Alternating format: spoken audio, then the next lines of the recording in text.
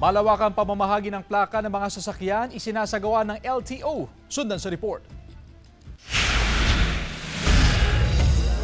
Maagang pumunta sa Mangaldan Public Auditorium si Jaime para makuha ang plaka ng kanilang mga sasakyan. Ilang taon din daw niyang hindi nakuha ang plaka ng kanilang sasakyan. Kaya nang naabisuhan siya na available na ang plaka ng kanilang mga sasakyan, ay hindi na niya pinalampas ang pagkakataon para makuha ito. Maganda kung may mga available kasi kung may mga huli o may mga aksidente, makakakuha nila kaagad yung mga...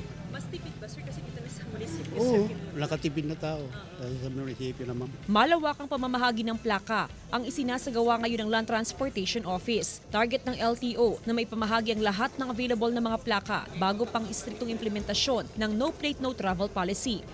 Inilalapit na namin yung serbisyo ng LTO para mabigyan lahat yung mga sasakyan na walang plaka pababa sa year model na 2017. Pababa po, mabibigyan po lahat. 7 teams mula sa LTO Region 1 ang sabay-sabay na nag-iikot sa iba't ibang mga bayan sa 4 na probinsya sa rehiyon. Kada araw target na maidistribute ang nasa 300 na plaka sa mga motorista.